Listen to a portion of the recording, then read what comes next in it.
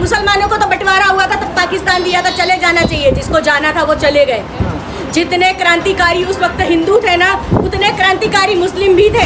2002 का जब communal violence हुआ था, मैं सर्वाइवल हूँ अंदर से।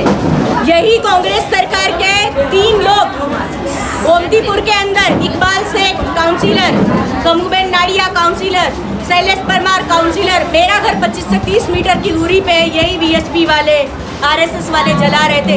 यही कांग्रेस के लोग, ये नहीं आए थे, ये लोग सिक्के के 2 छाप हैं। जो मोदी बार बार आके ये बोलता है ना, मैंने विकास किया है, तो हाँ, उसने भुखमरी का विकास करा, बेरोजगारी का विकास करा, 1100-1200 रुपए तक का जा रहा है, ये बाटले का हाल है। तो हमने तो क्या कर दिया है, बाटला उठा के साइड में रखा है, 3 चूल्हे लगा के 3 ईंटों के साथ लकड़ियां डाल के हम बना रहे और खा रहे। आप कह रही हैं एकता की बात कर रही है, राहुल गांधी भारत जोड़ो यात्रा के लिए निकले हैं। वो तो जब उनकी नैया डूब रही है तब भारत जोड़ो यात्रा पे निकले, भारत तो पहले से ही जुड़ा हुआ है। लोग 100-200 रुपये कमा के अपना घर का 2 दिन का खर्च निकाल सकते थे, आज इसके राज में 220 रुपए दाल हो गई है। गैस के बाटले दे दिया तो गैस कहाँ से भरेंगे, मुंह से फूंक के भरेंगे सब। हाँ, फिर बाद में पैसा लेके वापस वो लोग बैठ भी गए हैं ना अपने अपने, उसके बाद में नहीं निकल के आ रहे थे। इसके लिए मैंने उन लोगों को बरसाती मेंढक बोला कि बरसाती मेंढक बनने से कुछ नहीं होता, टर टर करके चले जाएंगे, अभी चुनाव खत्म, 5 साल दिखेंगे भी नहीं दिखेंगे ये लोग, डेफिनेटली दिखेंगे, ये हमारा भरोसा है।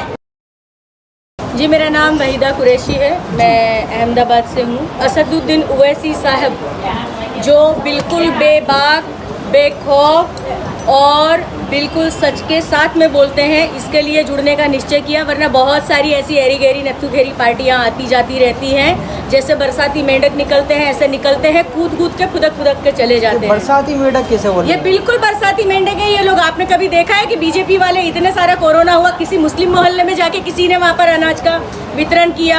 किसी मुस्लिम के लिए कोई जाके खड़ा हुआ?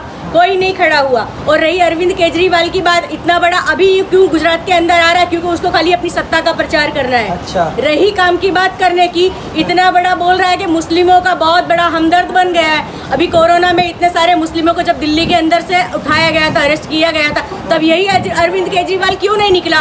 उस वक्त भी अगर मुसलमानों के लिए किसी ने आवाज़ उठाई थी तो वो सिर्फ और सिर्फ हिंदुस्तान भर से असदुद्दीन ओवैसी साहब थे।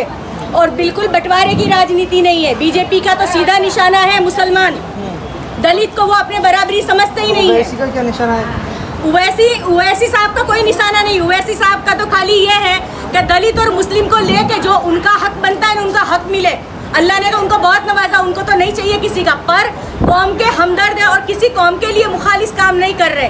जो दबे कुचले वर्ग के दलित, शोषित वर्ग जितने हैं, महिला है, युवा है, जो आज बेरोजगार हो गए हैं। जो मोदी बार बार आके ये बोलता है ना, मैंने विकास किया है, तो हाँ, उसने भुखमरी का विकास करा, बेरोजगारी का विकास करा, बेरोजगारी का विकास करा। पहले लोग 100-200 रुपये कमा के अपना घर का 2 दिन का खर्च निकाल सकते थे, आज इसके राज में 220 रुपए दाल हो गई है। गैस के बाटले दे दिया तो गैस कहाँ से भरेंगे, मुंह से फूंक के भरेंगे सब। बाटला अभी 1056 रुपया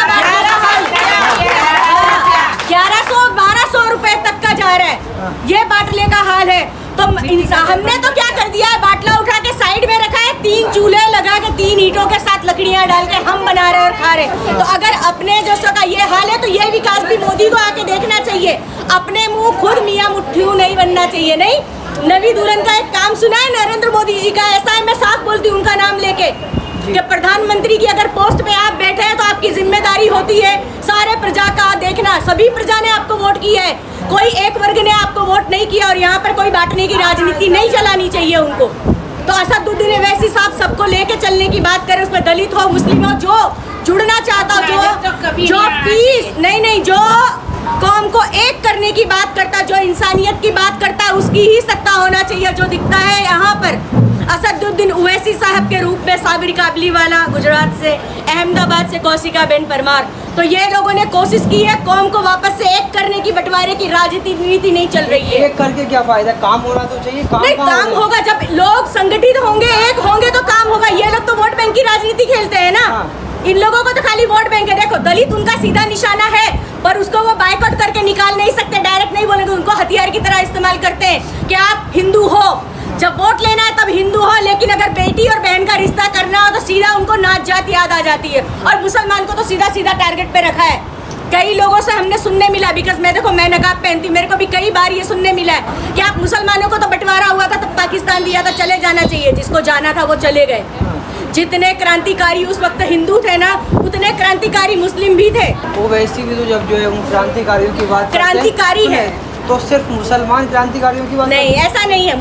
सिर्फ मुसलमानों के लिए बात नहीं करते, उनका ऐसा है कि मुस्लिमों के लिए कोई भी बोल नहीं रहा है, इसलिए वो हमारे कौम के आवाज बन के बोल रहे हैं। लेकिन जब वो आए, उनको ये पता चला कि गुजरात में दलितों की भी हालत मुस्लिमों की तरह है, तो अब वो उन लोगों को साथ में लेके बोल रहे हैं। ओवैसी साहब ने कभी भी बंटवारे की राजनीति नहीं करी। दलितों के लिए जिग्नेश मेवानी बोल तो रहे हैं, फिर कांग्रेस बोल रही है मुसलमानों के लिए। हाँ, फिर बाद में पैसा लेके वापस वो लोग बैठ भी गए हैं ना अपने अपने, उसके बाद में नहीं निकल के आ रहे। तो इसके लिए मैंने उन लोगों को बरसाती मेंढक बोला कि बरसाती मेंढक बनने से कुछ नहीं होता, टर टर करके चले जाएंगे, अभी चुनाव खत्म, 5 साल दिखेंगे भी नहीं। अच्छा, नहीं दिखेंगे ये लोग, ओवैसी साहब दिखेंगे, डेफिनेटली दिखेंगे, ये हमारा भरोसा है। हाँ। क्योंकि कौम के खिदमतगार है, इंसानियत का एक जीता जागता नुमाइंदा है वो इंसान, तब आज लोग उनके साथ में जुलूस और जुलूस इकट्ठा होके जुड़ रहेंगे हमको बुलाने। देंगे, क्यों नहीं देंगे। इस बार तो आप देखो, डेफिनेटली गुजरात के अंदर ओवैसी साहब की MIM पार्टी की सरकार बनेगी। कौशिका बेन अपने विधायक के तौर पे चुन कर आएंगे, जीत के आएंगे, और दबे कुचले लोग जो भी हैं हमारे साथ जुड़े हुए, उनका भरोसा नहीं टूटेगा। कांग्रेस और आम आदमी पार्टी का वोट नहीं बांटेंगे। किसको? कांग्रेस लोगों को अगर इतनी चिंता होती ना तो पहले से कांग्रेस देखो, वो भी अंदर खाने सिक्के की 2 छाप हो गया है। 27 साल से उसने 27 साल वो लोग थे, कौन से युवा को उन्होंने रोजगार दे दिया। मोदी जी तो चलो रोज गिना रहे 2 करोड़ रोजगार दिया, लेकिन मुझे लगता है नहीं, रोज 2 करोड़ लोगों को बेरोजगार कर रहे। मोदी साहब के राज में कई बेरोजगारों ने हत्या की है, अपने आप की खुदकुशी कर ली। किसान मर रहे हैं, किसान हमारे देश का अन्नदाता है, किसान अनाज उगाता है तब हम खाते। आज किसान को भी फांसी लगा के मर जाना पड़ रहा है। तो ये वो सरकार जो सत्ता में बैठी रही है, उनको मर जाना चाहिए। अगर किसी के लिए बोलने के लिए ये लोग नहीं खड़े हो रहे हैं तो किसान को अन्नदाता बोलते, तुम बीच बचाव में जाके हाथ जोड़ रहे हो, और बाद में वो मर रहे हैं तो तुम झांकने तक नहीं जाते। और आप कह रहे हैं एकता की बात कर रही हैं, राहुल गांधी भारत जोड़ो यात्रा के लिए निकले हैं। वो तो जब उनकी नैया डूब रही है तब भारत जोड़ो यात्रा पे निकले। भारत तो पहले से ही जुड़ा हुआ है, बंटवारा तो ये मोदी साहब के आने के बाद में हुआ है। भारत तो पहले से ही जुड़ा हुआ, हर गरीब इंसान एक दूसरे से जुड़ा हुआ, हर बहन बेटी अपने साथ जुड़ी हुई है, कोई अलग नहीं है। ये सिर्फ एक क्या बोल सकते हैं, इसको एक पॉलिटिकल स्टंट है ये। अच्छा, अब कुछ काम धाम तो रहा नहीं है तो क्या किया जाए, तो बोले चलो लड़ाया जाए। हाँ, तो वोट बैंक की राजनीति को डायरेक्ट तो नहीं बोल सकते कि हम मुसलमानों को लड़ेंगे। मैं आपको सीधी सीधी बात बताती हूँ, बहुत सीधी सी बात। 2002 का जब कम्युनल वायलेंस हुआ था, मैं सर्वाइवल हूँ अंदर से।